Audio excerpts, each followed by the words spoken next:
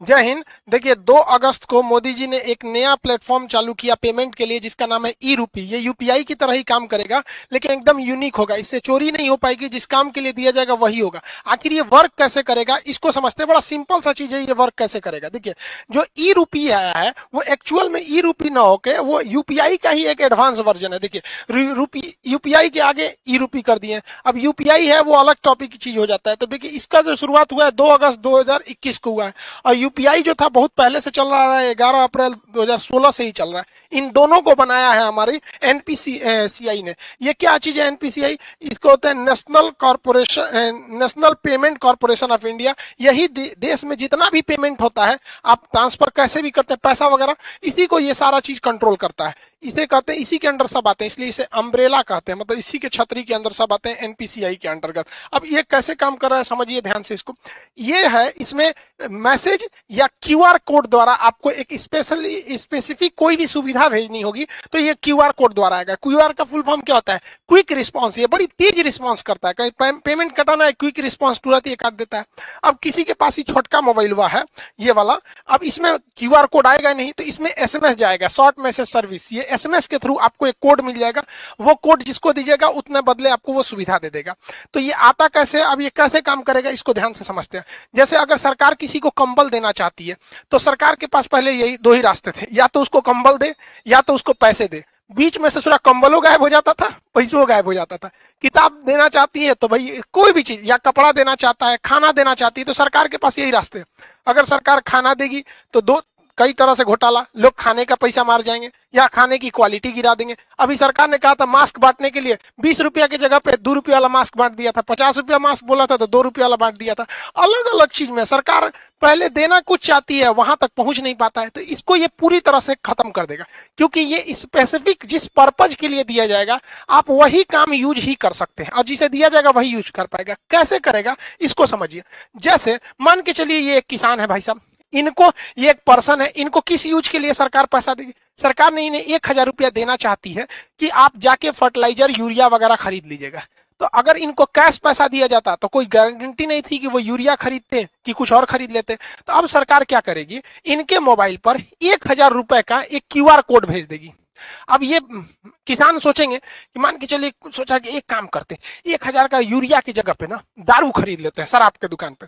तो इनके मोबाइल पे आया है 1000 का क्यूआर कोड, इनको लगेगा कि भैया कहीं चलेगा। अब ये दारू के दुकान पे जाके कहेंगे कि हमको 1000 का शराब दे दीजिए, तो वो कहेगा क्यूआर कोड दीजिए। तो शराब के दुकान वाला जब क्यूआर कोड को स्कैन करेगा ना, तो उसमें ये इनवैलिड कहेगा। क्यों?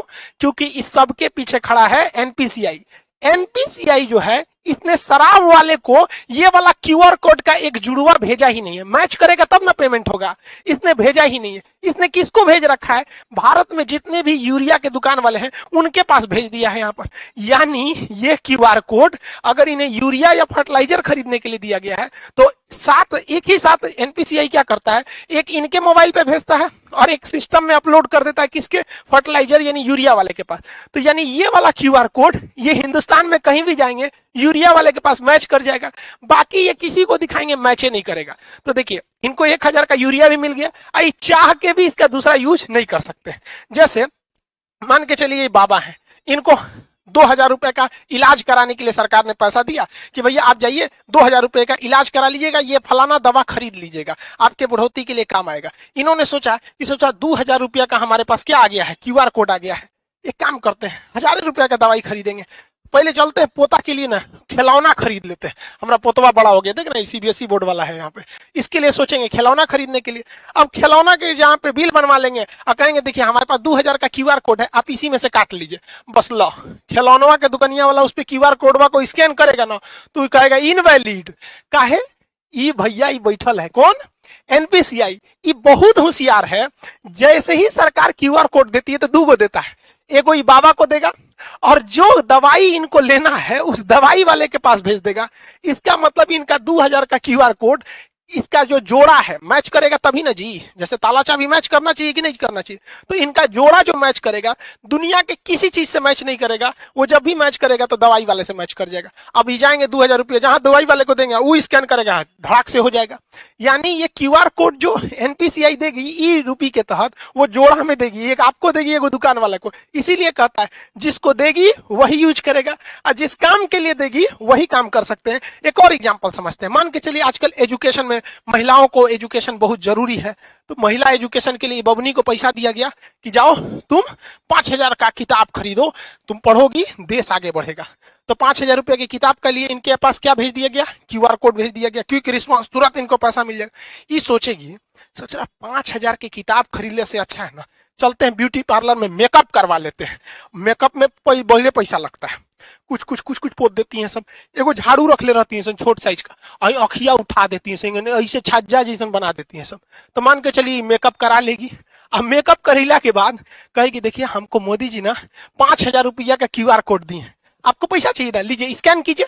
तो निकालेगी स्कैन करने के लिए, ब्यूटी पार्लर वाला कहेगा नॉट मैच, जा एक और तो मेकअप हो गया, अब मैच ना करेगा। काहे कि जो एनपीसीआई है ना, इसने क्या किया है कि 5000 रुपया का क्यूआर कोड एकरा मोबाइल में तो भेजबे किया है, साथ ही साथ जिस किताब के लिए भेजा गया है वो किताब कहां कहां बेचती है, जहां जहां वो किताब बिकती है उस दुकानदार के पास भी है वहां पर, तो वही किताब ये वाले में मैच करेगा। समझ में आ गया कि नहीं आ गया?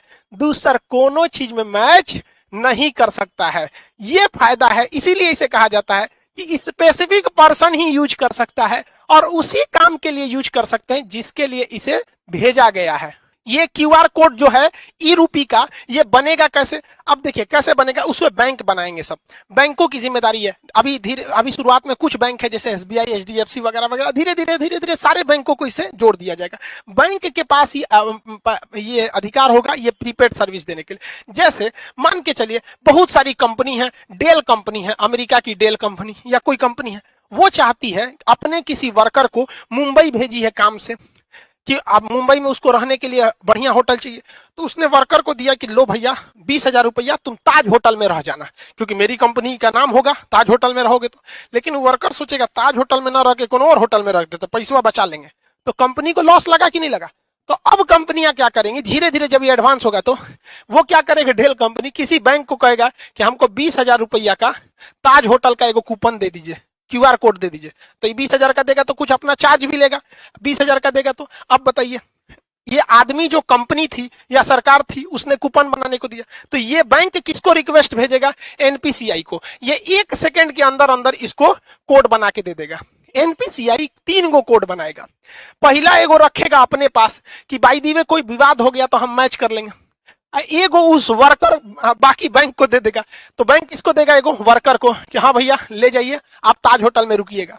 एगो स्कैन करने के लिए कहां चल जाएगा, ताज होटल के पास। अब लो तुम ओबराय होटल में लगाओगे, किसी और होटल में लगाओगे, वो सुनबे नहीं करेगा। क्यों? क्योंकि एक जोड़ा उस कर्मचारी के कहां पे था, वाउचर में दिया गया था मोबाइल में स्कैन करने के लिए। एगो किसके पास था, ताज होटल के पास, और एगो किसके पास है, एनपीसीआई के पास। कि बाद में कोई विवाद हो जाए कि ना मैच नहीं कर रहा है और कंपनी का ना ताजे होटल का ही है, मैच क्या नहीं करेगा, तो ये सुलझा सके। समझ में आ गया? इसके अलावे एगो ये अपने पास इसलिए रखता है कि मान के चलिए इसने भेजा और कर्मचारी आया ही नहीं, 1-2 साल तक नहीं आया, तो बाद में वो वाउचर बर्बाद नहीं ना होगा। तो एक फिक्स टाइम के बाद एनपीसीआई का उसे ताज होटल में जाइए, नहीं रहा है 2 साल हो गया, एक काम कर जिसका है पैसा वापस कर दे, लो भैया। तो इतना वेल डिसिप्लिन हो जाएगा ये चीज जिसका कोई हद नहीं। अब सरकार पहले याद कीजिए, पहले राजीव गांधी जब प्रधानमंत्री हुआ करते थे उस समय की बात है, वो कहते थे 100 रुपया भेजती है सरकार तो 55 रुपया पहुंचता है। अब बताओ भाई, अब तो इसमें टेक्नोलॉजी का है, 100 रुपया भेजेगी सरकार तो 100 रुपया पहुंचेगा, और जो ने चीज खाती भेजेगी वही चीज में पहुंचेगा, क्योंकि उसका जोड़ा 3-3 को बनाया है। एगो एनपीसीआई रखा है, एक जिसके लिए आपको भेजा है, दूसरा जहां स्कैन करेंगे वहां पे। अब जैसे मान के चलिए किसी को, अब आप इतना तो समझ ही गए, अभी सरकार ने कुछ मंत्रालय को इसमें किया है, आगे जाके सारी चीजों को इसी से जोड़ दिया जाएगा, वही काम ही आ सकता है। कई ऐसे डिपार्टमेंट है सरकार के जहां सरकार देती है पेट्रोल भरवाने का पैसा कि लीजिए फलाना अधिकारी हैं आप, पेट्रोल भरवा लीजिएगा 10,000 का और दौरा कीजिए गांव गांव में विकास हो रहा है कि नहीं। तो सर अधिकारी क्या करते थे सब, घर में सुतते थे सर, अब पेट्रोलों का पैसा बेच देते थे सर।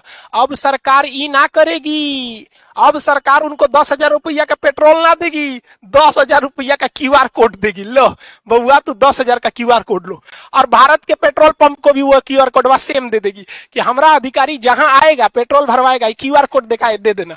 अब अगर वो घरे में बैठल है, कैश पैसा आना नहीं है, टाइम के अंदर खत्म नहीं होगा, तो एनपीसीआई वापस पैसा सरकार को भेज देगा। अब लो, तो इसीलिए इसे कहा जाता है कि स्पेसिफिक पर्पज के लिए ही स्पेसिफिक इंसान ही यूज कर पाएगा। तो ये पूरा खेल चल रहा है एनपीसीआई के अंडर में, वो काफी मैच कर रहा है इसको। इसके और भी बहुत सारे फायदे हैं। पहला कि इसके लिए किसी भी तरह के नेट की जरूरत नहीं है, आपको जरूरत नहीं है, जो पैसा काटेगा उसको जरूरत है। अब मेरे पास क्यूआर कोड आ गया है, तो हमको क्या जरूरत है नेट कोड का, जो पैसा काटना है जो दुकानदार है उसके पास रहना चाहिए, पर्सन के पास नहीं रहना चाहिए। इसके लिए किसी एप्लीकेशन की जरूरत नहीं है।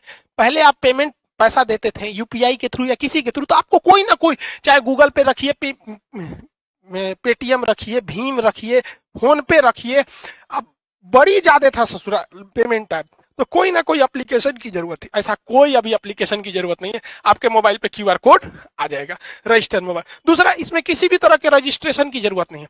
अभी क्या है, कोई मोबाइल से करना चाहता है तो फोन पे डाउनलोड कर लेगा, ले ससुरा केवाईसी नहीं है, रजिस्ट्रेशन नहीं है, 20 गो झमेला है, इसमें कोई रजिस्ट्रेशन की जरूरत, कोई लिमिट भी नहीं है, कितना का क्यूआर कोड बनाना है कितना, कोई दिक्कत नहीं है। अभी ये शुरुआती फेज में है, आने वाले 4-5 साल बाद ये बहुत ही ज्यादा बढ़ जाएगा।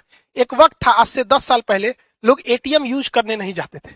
एगो बैंक का एटीएम था ससुरा, कौन बैंक का था, आईसीआईसीआई का था कि एचडीएफसी का, उसमें हम आज से 10-12 साल पहले एटीएम का कड़वा लगाए थे, तो अंदर लेके चल गया था, धक धक करने लगा था, सोचा हमारा कड़वा अंदर ले गया, देगा कि नहीं देगा। लेकिन आज देखिए एटीएम कितना फेमिलियर हो चुका है, तो धीरे धीरे ये भी काफी फेमिलियर हो जाएगा। अब आप समझ गए कि ये स्पेसिफिक काम में ही इसे यूज किया जा सकता है। आने वाले वक्त में सारे लोग अब ऐसे ही करेंगे। जैसे कोरोना में किसी को आपको खाना देना है, तो एक काम कीजिए, आपको मान के चलिए दिल्ली के लोगों को खाना देना है, तो आप क्या कीजिए, 1,000 क्यूआर कोड बना लीजिए, और उस क्यूआर कोड का एक कॉपी तो एनपीसीआई के पास रहेगा, आपको दुइये को न मिलेगा। तो आप क्या कीजिए, उस 1,000 क्यूआर कोड को दिल्ली के होटल को दे दीजिए, और बाकी बचा को 1,000 जनता को दे दीजिए। तो वो क्यूआर कोड कहां जाएगा, होटल में, खाइबे करेंगे, बाकी तो पैसा मिलेगा नहीं। तो जिस काम में जाएंगे अब पैसा वहीं यूज होगा। बहुत बहुत धन्य है भैया ये टेक्नोलॉजी जो आया, अगर ये टेक्नोलॉजी नहीं रहता, नेट इतना नहीं रहता, तो बहुत ये सब चीज बहुत मुश्किल थी। और एक तरह से अगर आप देखेंगे ना, तो डिजिटल इंडिया का यही फायदा है। और डिजिटल इंडिया को सफल बनाने में सबसे ज्यादा अगर कोई योगदान है तो जियो ने, जो शुरुआत में फ्री दिया, लोगों को इतना ना आदत दिला दिया कि लोग अब डिजिटल हो गए। पहले डाटा बहुत महंगा मिलता था, 999 में 1 GB ऐसे करके 3G मिलता था, और रात भर अगर डाटा ऑन हो गया, सुबह उठते आदमी देखता था डाटा ऑन, और ये बाप मर गए रे ससुरा, सब उड़ जाएगा। आज कोई टेंशन ही नहीं, सबका डाटा हमेशा ऑन रहता है। तो इसमें जियो ने भी बहुत ज्यादा योगदान दिया है, दुनिया में सबसे सस्ता डाटा हम लोग को देकर। आई होप आप इसको समझे होंगे। मिलेंगे नेक्स्ट क्लास में।